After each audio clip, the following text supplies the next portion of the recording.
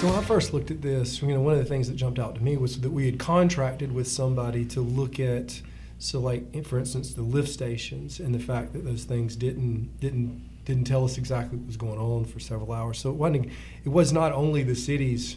I think the city took a black eye for what happened, but I think the company that we contracted with has some of the responsibility also. I think someone mentioned that maybe we had given them a Pinto to take care of, but they're still supposed to take care of it and do the maintenance. I mean, we're not supposed to dump sewage in the river for 24 hours and not know about it. So that's one thing. Certainly other communities have had to deal with this. I mean, there has to be other models. And didn't Atlanta have some issue with this a few years back? Don't I remember that? Boy, that one's hanging in the air, right? So, yes, Atlanta is still dealing with it.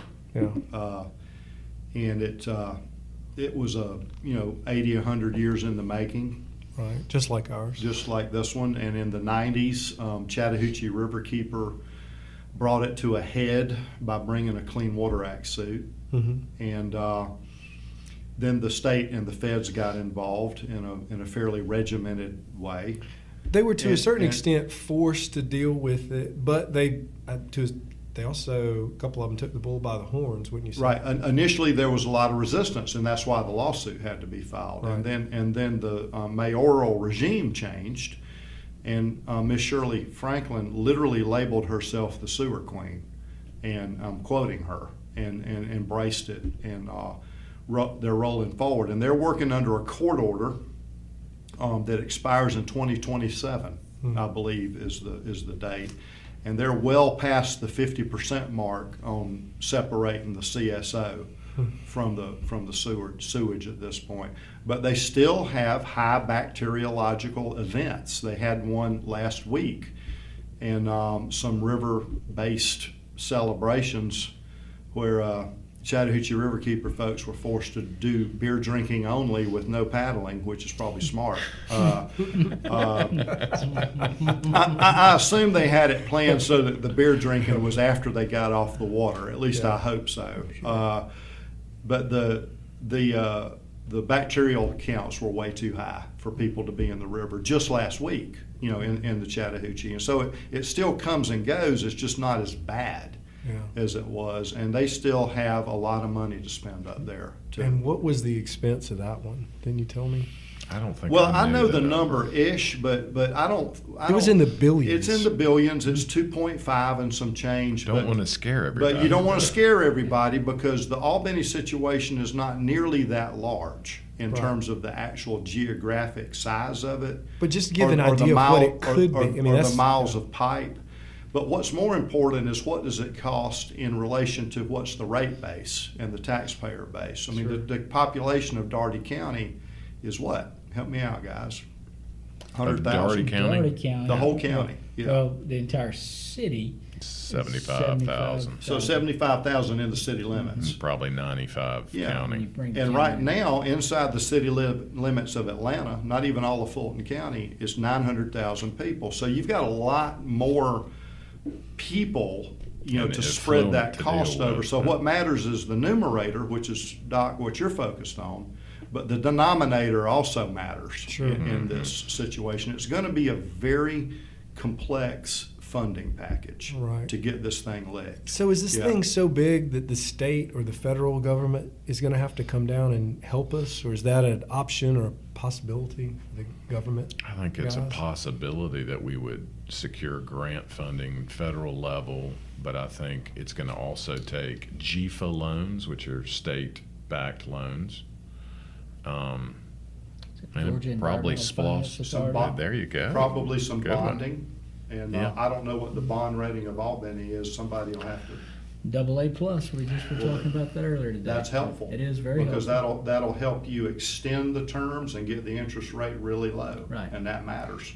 So what is that? That means that we can float a bond, and then people can earn money on that bond. They invest in the city of Albany, and Albany pays it back over a long period of time. Is that correct? Basically, yes. Yeah. Mm-hmm. So as Gordon mentioned, it's going to be a very complex way to figure out the funding of this, and we have to. I think that's going to be part of the city and part of the community, and everybody working together on how that package is put together. And it is going to be certainly not. It's not something that's going to be done overnight or over a short-term period. As Gordon mentioned, we could be talking decades for one, for the entire from A to Z to be done. Mm-hmm. And what exactly that entails, we still don't know that exactly yet, but it's something that, again, that's what we're here to talk about today. And hopefully, my hope is that we will, when we do our RFP in September, engineering is putting that together, that we'll come back with some creative solutions so that there are some cheaper, simpler things we can do immediately that will have a profound impact. It may not be 100% solution to the problem, but it's a step along the Working way. towards that. Yeah. Mm-hmm. You got to take a bite out of the elephant eventually. Mm-hmm. It's just like in a business when you're trying to make it profitable. You look at your biggest cost items first and your biggest revenue items first, and you tune them up. And then you start working on the rest of it, and you just keep squeezing that last little bit of profitability out of it. And with clean water, you're trying to squeeze that last little bit of pollution out of it. One of the things that was in the news recently was talking about the other creeks that maybe were affected. So how does the pollution in the Flint River affect the surrounding areas, or does it? I think one of them was mentioned was the Kitchafoonie. Yeah, well, certainly people downstream of the Flint, all the way to Lake Seminole, not of the Flint, my apologies, of Albany, are concerned about the pollution coming out of here. And likewise, Albany, let's say Albany was in a pristine condition and there's nothing going on here that's affecting the river in any major negative way. Albany could and should be worried about what's coming down from upstream. So are there other people who are having issues upstream? That's a good point. We know of issues upstream. And we in the last couple of weeks have seen some fairly high readings, not as high as downtown Albany, but some fairly high readings in the Kinchafoonie. And it's not the Smithville plant, and it's on the Muckalee, and it's not Leesburg and the Lee County stuff. It's something else. It's probably ag-related, but we're not exactly sure what it is. And we're in the process of chasing that down. It takes a little while to kind of ferret that stuff out. We do know that we have a major problem on the Muckalee in southern Sumter County from a big dairy operation there. That's not a major secret. That's why I'm saying it on a podcast. But and if it was, I would say nothing about it. But it's not getting a lot of press because we're not pumping it out there. Of course, we're not pumping the Albany situation out there. Other people are. So there are issues on the Muckalee and the Kinchafoonie that matter. What other cities? And I'm just blanking on it. What other cities does anybody know that are actually on the Flint like Albany is? There aren't a lot of direct discharges to the Flint itself. So like downstream of us, Baconton has a discharge permit. Tiny. I don't have them all memorized, but I'm thinking about what comes to mind is Thomaston. That's on Potato Creek, and so it runs about 10 or 15 miles before it gets into the Flint. So above us on the Flint, is it mostly agriculture? That would be. It would be ag related. If we saw elevated E. coli, elevated nitrogen, elevated phosphorus. So like from a dairy farm or something. Yeah, it'd be mostly ag related. Yeah. Well, the Flint actually starts in Atlanta, correct? Yes, in South Atlanta, in East Point, about a quarter mile northwest of downtown. East Point. Yeah. Inauspicious beginning. Right. If the book is still, as I remember, the book that we were talking about the Flint River, there's a pipe that comes out and that's the trickle that comes out Well, It's right there. culvert, It's right there at the basically. airport, isn't it? Yeah, it's actually the source is like a couple of miles above the airport. Yeah. Okay. And it comes out sort of as a full-blown creek that's called the Flint. Mhm. And it's actually quite beautiful, even though it's really loud with the airplanes. Right below the airport. And you have Mud Creek, Sullivan Creek, and what's called the Flint that all come together in pipes underneath the airport. That's right. And so That's you what I was have laughing about. basically these creeks are buried, and it comes out as a pretty good sized creek, like big enough to put a little grits mill on. You back in the old days, not as big as Kinchafuni, but maybe a quarter that size. That when it comes out of the airport. Well, a lot of people aren't, and I wasn't till I got older. The cool ecology on the Flint from its headwaters all the way down here. If you get up near Thomaston, there's 1,000-foot cliffs. It looks you could be in North Georgia. So it's a beautiful river, top to bottom. Oh my Yeah. goodness! And there's sections of it that are very clean. Yeah. Crystal clear, and you can walk across, and yeah. Yeah, just Neat. gorgeous. And Yeah. the fishing, don't tell everybody, but the fishing can be really good in various places. So you talked a little bit about it. As far as time goes, how if we had, I guess, if we the money gods came down and said, you got all the money you need, just fix it today, how long would it take to clean up this problem? Not just talking about all the other issues, just our issue here in Albany. This is a 10 or 20 year problem, right? Or no? Or You're probably in the ballpark. We got a pool running on that one too. Okay. So I mean, really. or is it ever really fixed? We need to see I mean, the engineering reports. Yeah. Well, here's a little. There's some good news buried in this.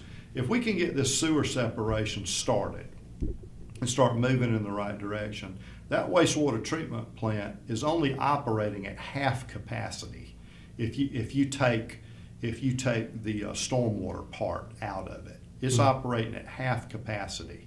That's a lot of room for growth and still be putting clean water into the river. That makes sense. And that bodes well for economic development for Albany and Dougherty County. For customers like P&G is already tied into it. Right. And so if you have something like that to offer to corporate citizens and new job producers, that's a big plus.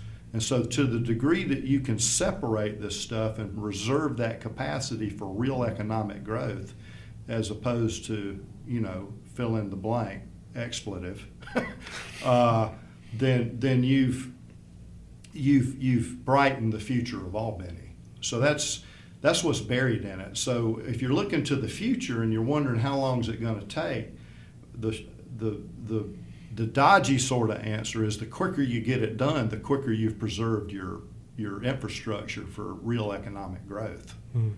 So there is an investment aspect to this, Right. for sure. Well, So- on the investment aspect, one of the things you and I had talked about earlier was the concept that right now this stretch of the Flint is, I guess it's labeled by EPD as a fishing river, this segment. And I don't know that the whole Flint is I think the labeled- whole Flint the is whole labeled Flint is for classified as fishing under the federal rubric. Right. Whereas some portions of the Chattahoochee, at least by the headwaters, are recreation. So that is a cleaner labeling. Right, and that's a body contact labeling. Right. So if it's labeled fishing, the state can kind of shrug its shoulders and say, well, we're not really authorizing this for bodily contact. Which is, it's something, when you're talking about the time period of how long it's going to take to clean things up, it's like, what is your end game? What's your goal? If your Right. ultimate goal is to make it fit the recreation category where there's going to be more bodily contact with the river, that's a different story than just fishing, That's exactly right. And so the community needs to, and when I say the community, it's not just Albany, it's the Right. whole Flint community. What do we really want? Do we want to tell people, well, you can come here and you can swim, but we're not guaranteeing anything? Yeah. Or do we want to say, come on here and swim and camp with your kids and snorkel and see these beautiful springs? And Right. I personally think that's what we want. because that's the Georgia I felt like I grew up in. Oh, no doubt. Even though and that's I what may we have did. been- We tubed. You know, Yeah, we'd even go though put I in may have been kidding myself, that's the Georgia I thought I grew up in. Right. We tubed from one place to the other. And when I was, I can remember when I was a kid and being just south of the Newton Bridge, and you would get up on an area and there's a huge freshwater spring that was directly up under the river, and it would go from sort of briny all the way to crystal clear blue. And so you don't see that as much anymore. And so getting back to that would be awesome. What as far as just being regular Joe citizen, what do we need to do to make this happen? How do we get to the next step? And this is just everybody. What do we do to make sure that this continues to be a priority and that we move forward to take care of it? I'm staring at you, but it's only because I'm staring right at you. Sure. I'm going to dodge that for a little bit, and I'm happy to address it. But I'm really curious about something, and I'm not trying to take your job as moderator. No, go ahead. But Billy's been listening to some stuff here for half an hour, 40 minutes, and you're probably processing a lot. Yeah, that's a lot. At this point. So you're a taxpayer, you're a citizen. Right. I mean, what all's running through your head here? Well, I had a bunch of questions. I just didn't want to jump in as y'all were telling the story so well and everything about it. But one thing that struck out to me is you said we're like one of the last 3 that have this going, this permit where we can. In Georgia. Yeah, in Georgia. Okay. Well, what happened where everybody else said, okay, we're going to fix this, and we didn't? That's a great question, and I think it's a different answer for different cities. So, like in Atlanta, it was a lawsuit. I mean, that's what grabbed them by the collar and I got you. shook them around like a bulldog, you know. Okay. And thank God for Sally Bethay and the people that did that stuff. Right. But I think in other towns, and I didn't live there. You know, I didn't live in Augusta. I didn't live in Macon. You know, Right. I don't know. But it was done without lawsuits. Right. And it was probably people thinking, you know, we just need to clean this up Yeah. because this is the future of our town. Right. Right. I'm guessing. Okay. You know, I don't really know the answer. Right. So now we're at the point, I guess, where we are. We're going to do something. Our hand is forced. But also, as far as recreation, that's my big thing. Like, I didn't know that, you know, the Flint River was labeled a fishing river and not recreation. I thought it was recreation because we've done it for so long. We lived on the Kinchafoonee for about 5 years, and my family would kayak every weekend. I mean, you know, now I'm sitting here processing all this, and like, were we always safe in doing that? I mean, it turns out everything's fine, but like now, if I want to pack my kids up and go down, you know, come down here and float, how do I know it's safe on a weekly basis? You said y'all test, I guess, once a week? We're testing the downtown riverfront once a Right. week, Okay. and we're testing the Kinchafoonee, as it turns out. I hope it's more frequent than this, every other week. Right. At this point, one of the things we're doing at Flint River Keeper is looking for volunteers to get trained on how to take the samples, and then and some volunteers to actually process them, or we can process them. Georgia EPD has a wonderful program called Adopt a Stream, and the QA QC on that, you're in the brewery business, so you know what I'm talking about. Mhm. The quality assurance, quality control on that is Right. really high. These are state agency trained volunteers that have to be recertified once a year. And so the data quality are high, or is high, or Right. can't, you know, I was taught data are plural, but anyway. So we're looking for volunteers to help fill in those gaps. It'd be Right. great to have twice a week at 50 stations up and down the river Right. every week. Right. You know, but we got to fund that, and we got to have the volunteers. Right. That So- raises a good question too, Oscar, when you asked that. So is the Kinchafoonee labeled a fishing creek, or are there different sections labeled different things? I think the Kinch is probably all fishing, but I'm guessing, so don't hold me Okay. accountable for I that won't. one. When I tried to look it up on the EPD website, because they have a listing, it's very complicated. It's like sections of different Yeah. creeks and basins are labeled different Right. things. And some of them are on what's called the 303D list already, which means they're in violation of whatever classification they're in. Right. That's not the most user-friendly website in the world. I guess you probably noticed that. Out. I don't know that this is true, but I guess I was told that perhaps where the water is impounded, like at Lake Worth, Lake Chehaw, or Lake Seminole, that it is no longer. I mean, the Flint passes through, but where it's impounded, it is considered recreational. I guess based on the E. coli figures. Does that sound right? Don't know. Okay. Yeah.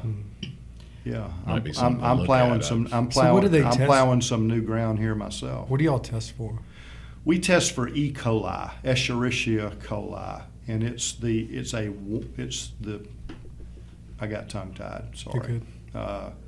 It's actually a fecal bacteria. Right. It's the warm-blooded Mm-hmm. animal fecal bacteria. So it could be from any warm-blooded animal. Think birds, wildlife, cows, swine, humans. Mm-hmm. So that's what we're testing for. If you really want to get down as to whether it's a cow, a pig, a human, an anhinga, whatever, you're going to have to do some DNA source tracking. Sure. To actually figure out which critter, which bacterium came from. But when you're measuring too numerous to count, or 10,000 per 100 milliliter E. coli coming out of a pipe that's coming out of underneath the street in Albany, Right. then it's human. Sure. 90% of it. So it's some of this is mysterious, some of it's not. The state actually tests for total coliform. They have kind of an antiquated approach. Total coliform includes the gut bacteria of fish, reptiles, amphibians, a much wider range of animals.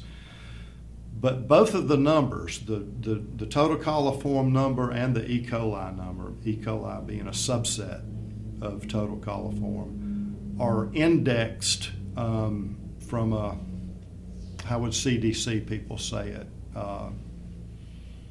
An epidemiological standpoint, thanks, to viruses, because it's viruses that are the real threat. You can get bacterial infections, and it happens, but the most common infections from this sort of thing are viral and not bacterial, and they're indexed. How interesting. What about you said something about the chemicals that are the runoff from farms. So is there a common thing y'all test there, or? Did I say that? Yeah. I thought I was talking about streets and yards. Yeah, maybe streets and yards. Well, that's a touchy subject in Southwest Georgia, right? Right. So I didn't say that. I was talking about streets and yards, but it does apply to farms. I mean, there are insecticides, herbicides, and the breakdown products of those. Right. And in this country, we have gone through this long evolution of stuff that was completely untested, and we just put it out there because it killed the living crap out of stuff, and it worked. And we didn't really worry about the consequences of that. And to the modern era, where we have a lot of testing of that stuff, and then we find out 20, 30 years later that we're still having problems with certain things, like Roundup is sort of the latest one in the headlines. So those are issues, and the short answer to your question is we're not testing for it right now. I mean, it's real. Well, we know it's out there. Absolutely. So, it's the phosphates, organophosphates that are mixing with the local, whatever the lipid structure is in the water, and creating the soap that you see. And there are new things that we're calling new. We're calling them emerging pollutants, like PFOAs. Everybody needs to go Google that. Or PFAs, that are perfluorinated compounds, right, that are carcinogenic at very low levels. And they're in things like the plastics that are in our drinking containers, and Teflon on our cooking surfaces, and in fabrics, in the fabric manufacturing process. Big lawsuit. Polyphenols, polyphenol A is what you're talking about. Thank you. Yeah. And perfluorinates, both. So these are things that are of concern also. Hormones are of concern. Sure. And that's both in human drugs, and endocrine mimicry or mimickers Right. that are in lots of products that are in the sewage, and we're not testing for any of that. And frankly, and this is to just show the emotional state of Gordon Rogers, maybe it's a little overwhelming when you start thinking about all the different things that are happening out there. But the sewage issue actually gets at a lot of that. Sure. Yeah, no doubt. So you can finally slice the pie and get really paranoid about a lot of stuff, but we need to attack the big stuff first, and we'll be licking some of that. Nitrogen and phosphorus are a big deal, and a lot of that's ag. If you get too much nitrogen in the Flint River, it could turn into a gooey mess, just like what we're seeing in South Florida, and we don't ever want to get there. Right. Don't tell them that. They'll be complaining that we sent it all down there. Yeah, really. Even though it's in the Everglades, and there's no physical way for it to get there. That's right. Hey, Gordon, most everybody at the table has grown up enjoying. We've heard some stories, enjoying the Kitchfoonie and enjoying the Flint. Were these? And I know you weren't testing them as we were growing up, but do you think that we're just more aware of it now and we're paying attention to it and we're looking to do something about it, or do you think these levels have intensified since over the last 20 to 30 years? I think it's some of both. You look a whole lot younger than me. I hope you are. Yeah, because you look that way. Pre-1975, which encompasses a substantial portion of my life, there were a lot less people here, and the farming was not as intensive. Same thing in Atlanta, in the upper, I'm talking about the upper Flint now. When I was born, there were only about 800,000 people in metro Atlanta. Now there's 6.5 or 7 million up there. So the upper Flint is a much different place than it was when I was born. So there is more pressure on this system, without a doubt. But I was joking with RJ, our watershed specialist, just this morning. It's like, man, the more we test, the more we find. And so there's that aspect of it also, that if you're not looking for this stuff, you're not going to find it. Right. And so there's that too. So it's some of both. I mean, there's a lot more people in Albany than there was, 40, 50, 60 years ago. So, teasing out how much of we're just aware of it and how much of it's, an increase in pollution. Maybe an historian needs to work on that. But in my opinion, we need to work on what's in front of us. Sure. Yeah. So bring it all back, kind of full circle. The idea here is to keep this in public awareness, to continue to focus on it. It is a long-term plan. There's a lot of, it's a complicated issue. We've been sitting here talking for an hour about it, and we've gone in 100 different ways, and we could probably talk for another 3 hours about it. But I think it is something that needs to be addressed, even if it is super complicated. In 2018, with the understanding that we have of from my standpoint of medicine and science nowadays, that we shouldn't be dumping raw sewage in the river. It's not a good thing. We should be trying to keep as many organic chemicals out of the river also. We settled next to the river, and everybody did it because it was a source of water. Water's a source of life. And then if we're going to kill that, then it's only going to come back and affect us in a negative. If we're going to do things that are negative to it, it'll only come back eventually and affect us in a negative way. So I appreciate everybody showing up today. Appreciate all y'all coming in. Go ahead. Well, I was just going to say, before we wrap up, yeah, I guess I wanted to make sure Gordon talks a little bit about the positive of what we got going, not that we don't need. We got a lot of work to do. We do have a lot of work to do, but we do have a great resource, and we have, a resource that I've got to look at my numbers again to see it. This is when I guess the Flint is at 15-foot pool. You got 8 to 9 million gallons per minute running through the Flint. So it is, God is cleansing itself. Now, with that in mind, I mean, the average depth would be 3 to 7 feet, I guess, on the Flint here. And so it'd be a little less than that. But my point is, we got to do something about the CSO pipes going right into the river, because obviously if you test right there, it's going to be terrible. It's not going to be something you want to fish in. You don't want to be anywhere around it when we have a heavy rainfall and we've got a CSO overflow event, right? But what I want people to know is that we have an incredible resource, and if it's not one of those times, I mean, if it's your average day like today, it's a wonderful river with great fishing, and I mean, it's a great place to kayak and canoe, and maybe you can talk a little bit about that. I mean, Sure. Yeah, Bob, I think that's a great point. The city put a substantial investment into that downtown park, and including the landscaping, the access to the river. You can throw, and I don't know how many people do this, but you could throw a tube in right there below the dam at the boat ramp, and in about probably 4 hours float down to the riverfront and take out at that dock. So why shouldn't 300 people a day be doing that, right? Or 1,000? I don't know the numbers in downtown Columbus, but the first year that they had that Whitewater venue open, it was like 30,000 people. It's got to be way more than that now, and all those people are going to buy ice cream or cold beer or a hot dog or a chicken wings. I mean, they're going to spend money if they're doing that kind of thing.